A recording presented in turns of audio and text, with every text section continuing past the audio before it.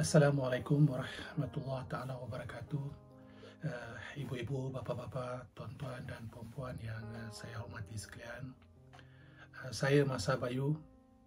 Saya mengambil kesempatan yang masih ada ini untuk buat sekalian kalinya untuk saya membuat video pada topik yang saya pilih sebagai satu pendedahan topik yang terakhir daripada saya buat masa ini ya.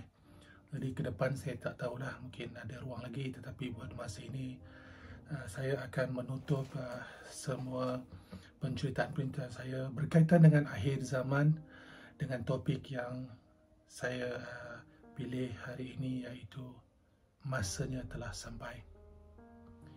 Tuan-tuan dan puan-puan, setelah sekian lama saya membuat begitu banyak pendedahan melalui channel Masa Bayu, menceritakan tentang peristiwa-peristiwa akhir zaman, menceritakan tentang bagaimana situasi-situasi berlakunya pergerakan ataupun perjalanan akhir zaman daripada sudut yang begitu berbeza daripada kebiasaan-kebiasaan yang biasa tuan-tuan dan puan-puan perolehi.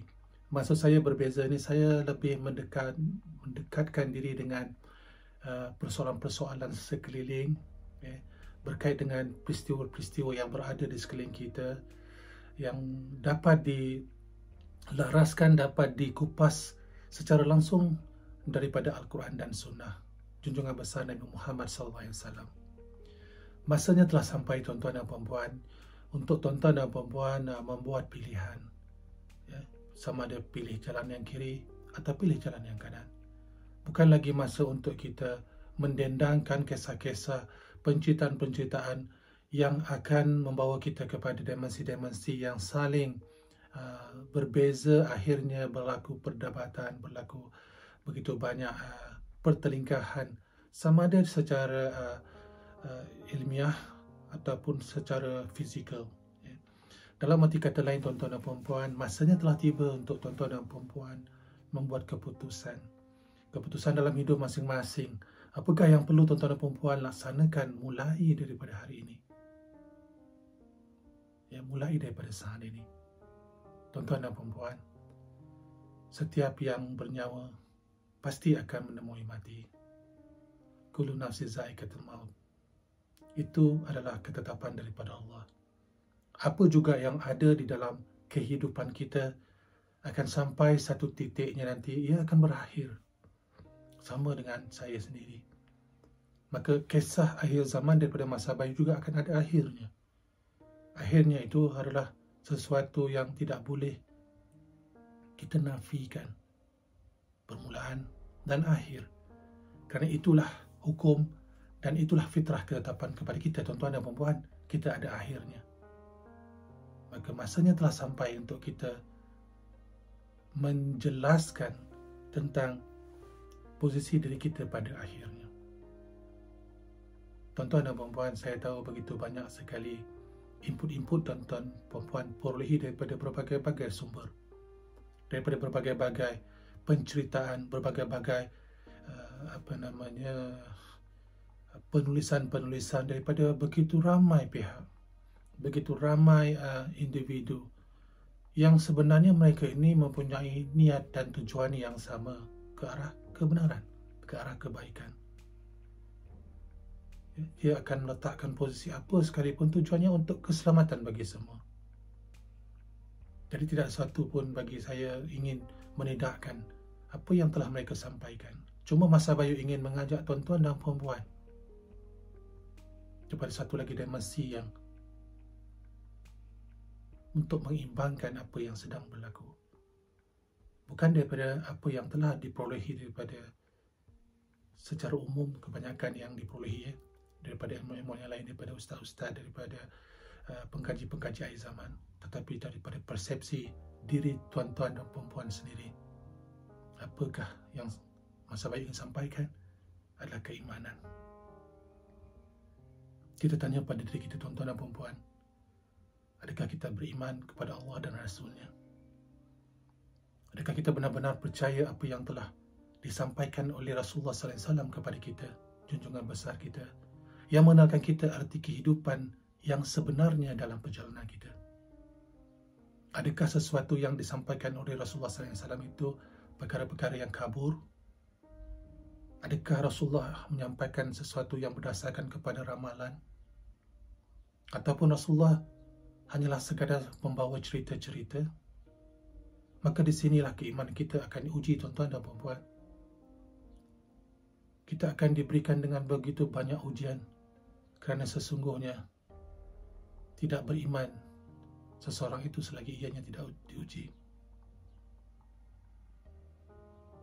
Kita menyatakan diri kita beriman kepada Allah dan Rasul-Nya. Maka adakah kita mengikut apa yang telah ditinggalkan oleh Rasulullah sallallahu alaihi wasallam kepada kita? Apa dia? Al-Quran dan Sunnahnya. Tuan-tuan dan puan-puan, dah sampai masanya. Dah sampai masanya tuan-tuan dan puan-puan kembali melihat realiti.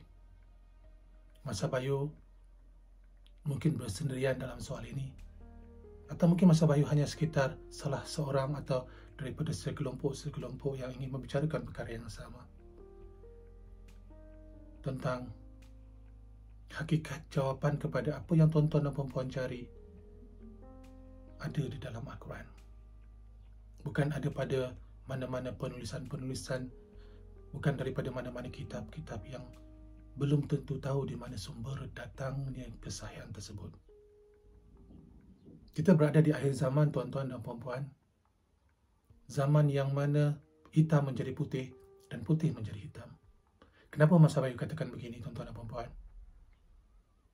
Kerana pada saat ini adalah saat di mana hitam akan kelihatan menjadi putih dan putih akan kelihatan menjadi hitam.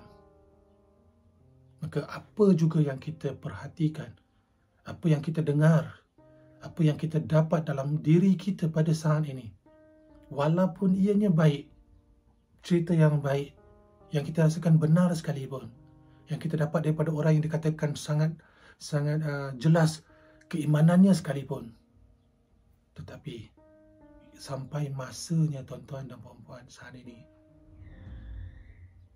berimanlah kepada Allah dan Rasul-Nya sahaja. Maka apa yang ingin saya sampaikan adalah apa juga yang tuan-tuan dan puan-puan perolehi, kembalikan kepada Al-Quran. Kenapa? Ini zaman hitam menjadi putih, putih menjadi hitam. Inilah masanya.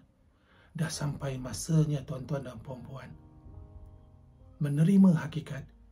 Tanya pada diri tuan-tuan dan puan-puan, adakah tuan-tuan dan puan-puan benar-benar beriman, meyakini Al-Quran sebagai pedoman, sebagai panduan kepada kehidupan, sebagai penyelamat kepada segala keputusan dalam hidup kita? Tuan-tuan dan puan-puan, Allah jadikan setiap sesuatu itu datangnya berpasang-pasang. Hukum yang Allah letakkan di dalam kehidupan makhluk, hanya Allah Subhanahu wa Ta'ala saja yang sah. Tidak ada dua, tidak ada tiga. Allah tunggal. Allah tidak ada kekurangan dalam apa juga perkara, dan dia tidak memerlukan teman. Allah tidak memerlukan pembantu. Maha suci Allah daripada segala kelemahan-kelemahan yang ada pada ciptaannya, yakni makhluk, termasuk kita manusia sebagai makhluk ciptaan Allah. Maka atas itu tuan-tuan dan puan-puan, Allah jadikan, maka kita ini adalah creation daripada Maha Creator, yakni Allah. Maka kita sentiasa ada hukum yang telah Allah tetapkan, yakni datangnya segalanya itu berpasang-pasangan. Maka apabila saya katakan putih, pasangannya hitam. Apabila saya katakan kecil, pasangannya besar. Apabila saya katakan sehat, maka pasangannya adalah sakit. Bila saya katakan penyakit, maka pasangannya penawar. Bila ada yang baik, ada yang buruk. Bila ada yang rendah, ada yang tinggi. Maka tuan-tuan dan puan-puan, maka dalam soal ini juga, apa yang ingin kita lakukan di atas muka bumi ini, ada satu pihak yang akan sentiasa ingin memastikan kita berada di dalam jalan yang salah. Inilah masanya, dah sampai masanya untuk Masa Bayu menjelaskan kepada tuan-tuan dan puan-puan.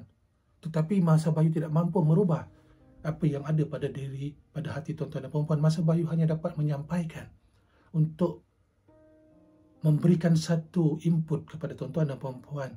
Berfikir atas apa yang Masa Bayu sampaikan. Kerana masanya telah sampai untuk tuan-tuan dan puan-puan berfikir. Apa yang ingin Masa Bayu jelaskan tadi, yakni datang berpasang-pasang. Jangan lupa bahawa satu lagi pihak di akhir zaman, yakni Dajjal dan tentera-tenteranya mempunyai satu misi saja, tuan-tuan dan puan-puan. Apakah misinya?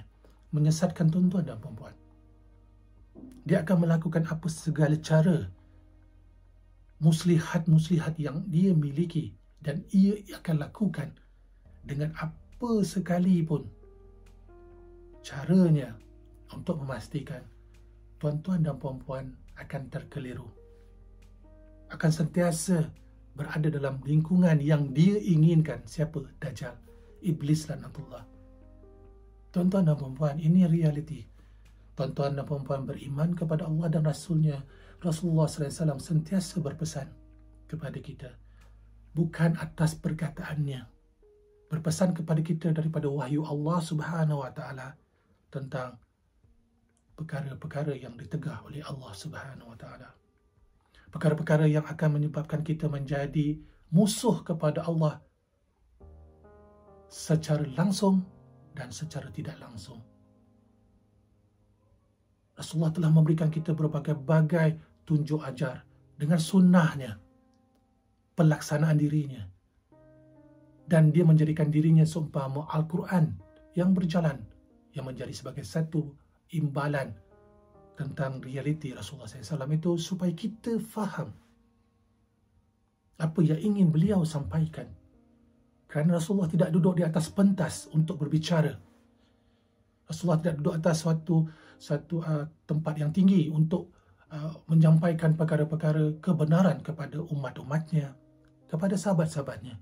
Melainkan Rasulullah melaksanakan ke atas dirinya sendiri terlebih dahulu.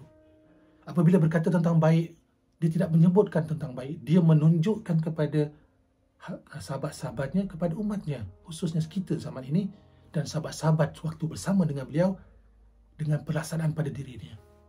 Jadi apa yang ingin saya sampaikan, masanya telah sampai, tuan-tuan dan puan-puan. Kembalikan kita kepada pemikiran melihat sunnah Rasulullah berdasarkan kepada Al-Quran. Bukan kepada pernyataan sesiapa atau mana-mana pihak. Kerana ingin saya jelaskan di sini, tadi telah saya nyatakan, musuh tetap ada. Pihak yang ingin memastikan tuan-tuan dan puan-puan, kita semua umat manusia, anak cucu Adam, berjalan di jalan yang ditegah oleh Allah dalam keadaan kita tidak sedar. Sebab itu kita sentiasa bermohon kepada Allah keampunan. Kita berdoa kepada Allah, ya Allah, ampunkanlah dosaku, ya Allah, yang aku sedar. Lebih-lebih lagi dosa-dosaku yang aku tidak sedar, ya Allah. Mana datang penyataan yang kita tidak sedar daripada muslihat-muslihat yang dilakukan oleh Dajjal dan tentera-tenteranya. Apabila kita sebut saja muslihat, tuan-tuan dan puan-puan, ia adalah sesuatu perkara yang dilakukan, dirancang oleh mereka, sehingga kita tidak akan sedar. Dalam arti kata lain, perancangan mereka itu tidak akan nampak buruknya. Perancangan mereka itu akan menunjukkan keindahan. Perancangan mereka itu akan menunjukkan kebaikan. Tetapi realiti di belakang apa yang mereka letak itu adalah membawa kita kepada jalan yang ditegah oleh Allah dan Rasulnya. Jika tuan-tuan dan puan-puan ingin melihat realiti, bukan dengan mata kepala tuan-tuan dan puan-puan, bukan dengan telinga mendengar daripada mana-mana pihak, tetapi tuan-tuan dan puan-puan berfikirlah, berjalanlah di atas muka bumi, dan lebih-lebih lagi khususnya bukalah Al-Quran. Rujuk kepada Al-Quran. Tak faham bahasa Arab, lihatlah terjemahannya, baca dan mohon kepada Allah Subhanahu Wa Taala Ada yang kata, jangan kena ada guru. Maka ingat, Allah lah sebesar-besar guru. Kerana bagi Allah untuk memberikan hidayah adalah miliknya 100%, bukan pada pihak-pihak yang lain. Kita tahu, kita sedar, kita tidak memiliki apa-apa kekuatan. Kita tidak memiliki sesiapa. Dan berada di akhir zaman sebagaimana yang Masa Bayu katakan, maka akhirnya kita kembalikan diri kita kepada Allah. Maka apa yang ingin kita khawatiri, tuan-tuan dan puan-puan, buka Al-Quran dan kita mohon, baca Bismillahirrahmanirrahim. Ya Allah, Kau berikanlah aku petunjuk dan hidayahmu. Kau berikanlah aku kefahaman atas apa yang aku tidak faham, Ya Allah, atas apa yang Engkau sampaikan kepada Rasulmu, untuk aku memahami, Ya Allah, apakah yang sedang aku alami, apakah yang akan aku lakukan dan perlu lakukan, Ya Allah. Kepadamu lah kau mohon, Ya Allah, bukakanlah hati ini, lapangkanlah dada ini dengan segala pengetahuan yang menyelamatkan aku daripada segala tipu daya muslihat daripada iblis dan tentera-tenteranya, Ya Allah. Mohon kepada Allah, tuan-tuan dan puan-puan. Allah Maha Pengasih, Allah Maha Penyayang. Dah sampai masanya. Kembalikan segala keyakinan, keimanan tuan-tuan dan puan-puan kepada Allah. Kembalikan bulat-bulat, serahkan diri kita bulat-bulat kepada Allah. Masa Bayu bercakap atas nada bukan ingin mengajak, bukan lagi atas dasar untuk mencadangkan, tapi inilah ketetapan kita di akhir zaman. Kita tidak lagi mampu memperolehi apa-apa pertolongan pada saat ini. Masanya telah sampai. Hanya Allah Subhanahu Wa Taala saja yang mampu menyelamatkan kita. Tidak ada mana-mana golongan, tidak ada mana-mana pihak, tidak ada apa-apa juga sifat makhluk yang akan dapat menyelamatkan kita daripada termasuk dalam golongan-golongan yang disesatkan oleh Dajjal laknatullah. Melainkan, tuan-tuan dan puan-puan,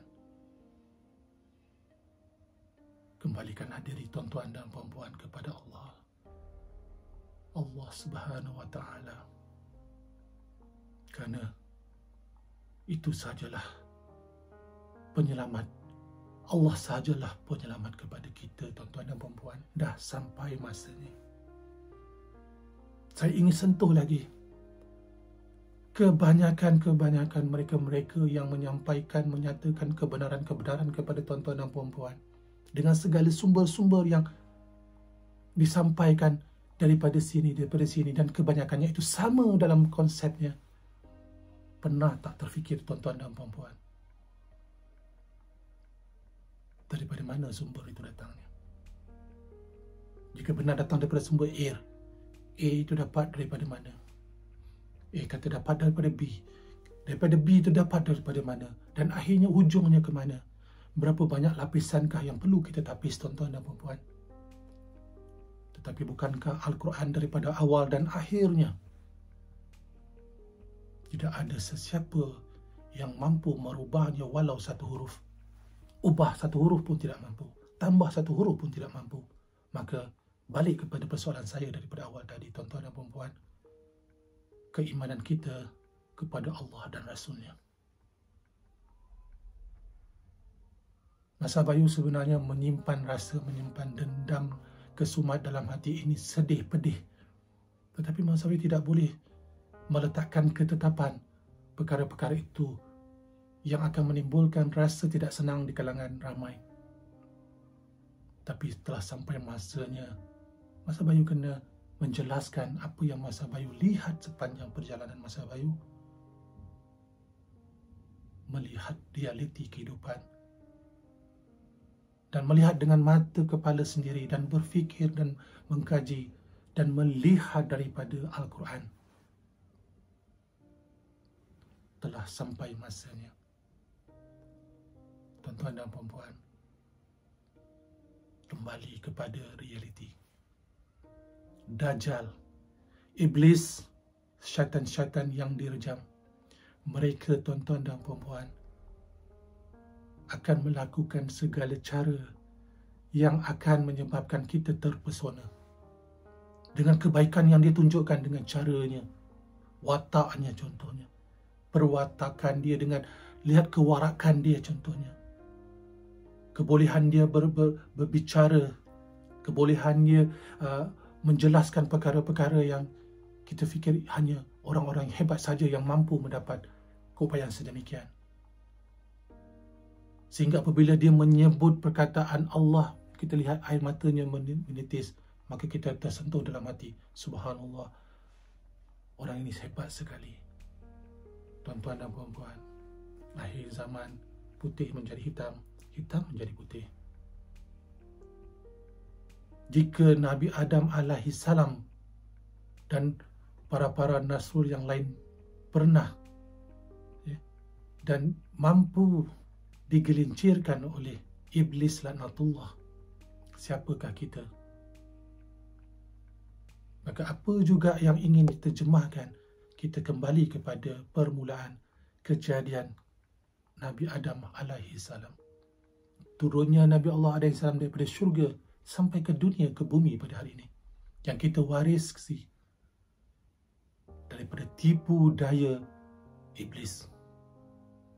Ingat tuan-tuan dan puan-puan, kita hanya mewarisi Nabi Adam AS adalah permulaan kepada ilmu pengetahuan yang kita miliki. Beliau juga telah diperdaya oleh iblis sanatullah hingga turunlah ke dunia. Namun jangan meletakkan itu sebagai kesalahan total kepada Nabi Adam, kerana ia telah melakukan satu perjalanan yang sangat besar. Tunduk beliau kepada Allah Subhanahu wa taala, sujud beliau kepada Allah, mohon keampunan kerana kesilapannya. Terpedaya. Maka di sini tuan-tuan dan puan-puan, telah sampai masanya, masa Bayu ingin menjelaskan Dajjal akan menjatuhkan kita dengan tipu daya, bukan secara terang-terang. Tipu daya, dia tipu kita. Tipu dengan perwatakan dia, tipu dengan cerita-cerita dia, karangan-karangan, penulisan-penulisan dan sebagainya. Maka itu yang akan menyebabkan kita jatuh, sebagaimana yang dia lakukan kepada Nabi Adam AS. Kerana dia telah memiliki satu referensi, satu rujukan bagaimana dia menjatuhkan tok kita dulu, manusia yang pertama. Maka yang lain-lain itu dia tidak ada masalah untuk melakukan perkara yang sama, bahkan lebih mudah bagi diri dia. Kerana apa? Kita bukan Nabi Adam. Nabi Adam yang begitu besar keupayaannya juga mampu ditipu oleh iblis. Maka itulah saatnya kita pada hari ini, tuan-tuan dan puan-puan. Maka apakah caranya yang dilakukan oleh Dajjal? Telah sampai masanya, masa Bayu menjelaskan. Pertama, dia akan menipu dari sistem pendidikan. Akan diubah sistem pendidikan yang ada di seluruh dunia, tuan-tuan dan puan-puan. Itu perkara yang pertama yang dia lakukan. Maksudnya, apa yang kita pelajari akan menjadikan kita siapa di kemudian hari. Apa yang kita miliki daripada sekolah yang kita pergi, maka itu yang kita bawa sampai kita mati. Maka apa yang perlu dilakukan oleh Dajjal laknatullah adalah dengan menyerapkan perkara-perkara di permulaan sistem pendidikan manusia.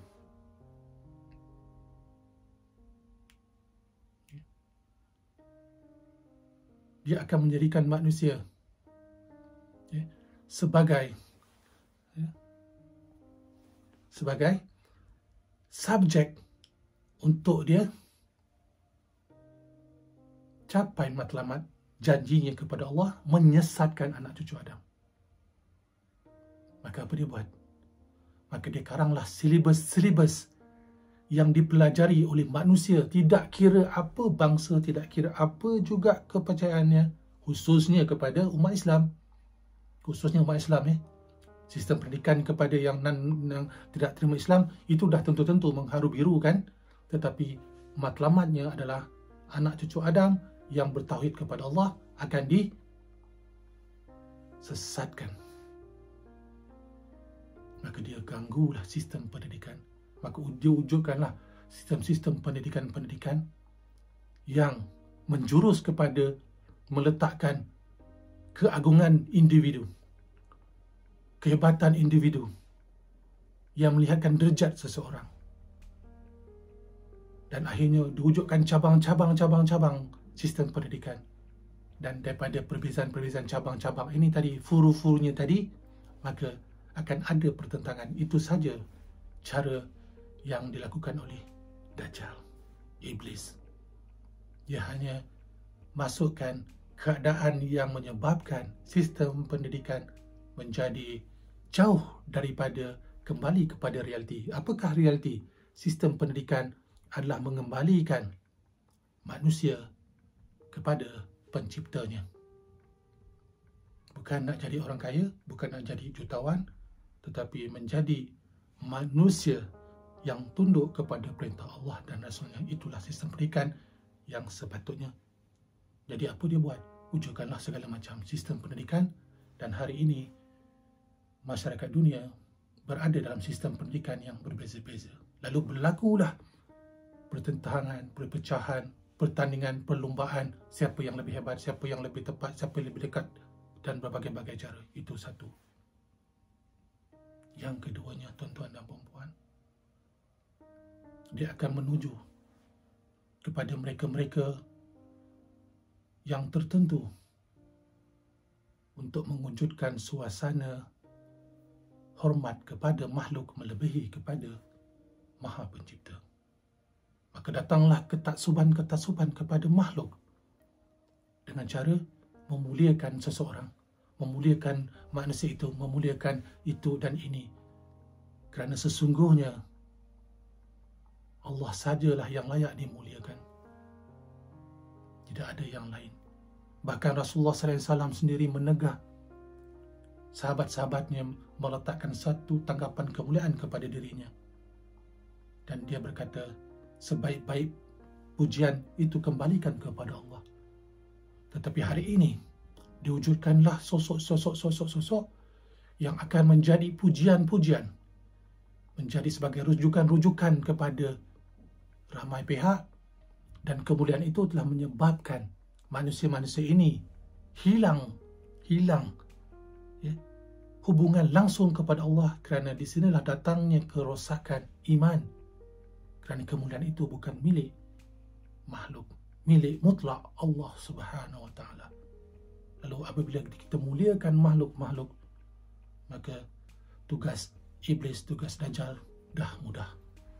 Maka kita akan ikutlah perkataan orang-orang tertentu yang kita muliakan. Kita akan ikutlah sesiapa yang kita rasakan dia yang paling tepat, paling hebat, paling tahu. Sedangkan kemuliaan itu Allah telah letakkan atas sifat yang jelas, yakni kepada Rasul yang dia utuskan ke atas muka bumi, yakni Rasulullah SAW. Satu, tidak ada dua, tidak ada tiga, di kalangan para Rasulnya, dan diletakkanlah penghulu kepada Rasulnya, yakni Rasulullah SAW, dan disitulah telah diturunkan wahyunya untuk menjadi panduan kepada kita semua. Itu sahaja. Tetapi adakah hari ini kita meletakkan posisi apa yang disampaikan oleh Rasulullah? Atau kita banyak mengikut pernyataan-pernyataan daripada mereka-mereka yang katanya ada hubungan dengan Rasulullah? Maka itu perbezaannya, tuan-tuan dan puan-puan. Ya, jangan ambil ini sebagai satu letak hukuman, tetapi berfikir. Telah sampai masanya tuan-tuan dan puan-puan berfikir. Kerana segala-galanya Allah yang pelihara. Maka jangan kita tersilap dalam meletakkan posisi kemuliaan. Dua perkara itu akan dilakukan oleh Dajjal di akhir zaman. Dan yang ketiganya, tuan-tuan dan puan-puan, apakah perkara yang ketiga? Maka dia akan menghilangkan segala-gala keberkatan dengan cara meletakkan dunia itu sebagai satu jawapan kepada segala kemuliaan. Dalam kata lain, Iblis akan mencantikkan perkara yang terlihat di dunia, yang mana kita lupa adanya akhirat menanti di sana. Masanya telah sampai, tuan-tuan dan puan-puan. Masanya telah cukup untuk kita fikirkan. Dajjal tidak akan datang kepada tuan-tuan dan perempuan. Tak ada cara untuk dia datang begitu saja. Tak perlu. Dia akan datang dengan ideologi-ideologi yang dia keluarkan. Dia menjadi guru kepada para ideologis. Dia menjadi guru kepada ilmuwan-ilmuwan segala bidang, termasuk ilmuwan-ilmuwan yang berkaitan tentang ketuhanan, ketauhid, tentang sains-sains dan sebagainya. Kenapa? Kerana jangan lupa, sebelum beliau menjadi iblis laknatullah, beliau adalah salah satu daripada yang memiliki ketinggian ilmu pengetahuan tauhid kepada Allah. Cuma satu kesilapannya, sifatnya, kesombongannya itulah yang menjatuhkan dirinya. Tetapi jangan lupa, dia memiliki ilmu yang sangat hebat. Jadi jangan kita melihat kehebatan kepada seseorang itu sebagai satu ketetapan untuk menentukan jawapan dan pelaksanaan dalam diri kita. Telah sampai masanya, tuan-tuan dan puan-puan, untuk Masa Bayu berhenti daripada menyampaikan lagi perkara-perkara yang akan menyebabkan tuan-tuan dan puan-puan sentiasa dalam keadaan yang mencari-cari. Masa Bayu ingin menyampaikan dengan jelas segala jawapan, segala perkara, apa yang tuan-tuan dan puan-puan perolehi, dapat daripada mana sekalipun, siapa yang sampaikan sekalipun. Tuan-tuan dan puan-puan, rujukkan kembali kepada Al-Quran dan Sunnah. Jangan pernah percaya kepada sesiapa, kerana berimanlah kepada Allah dan Rasulnya. Jangan beriman kepada makhluk di akhir zaman. Telah sampai masanya, tuan-tuan dan puan-puan, putih menjadi hitam, hitam menjadi putih. Salam sejahtera.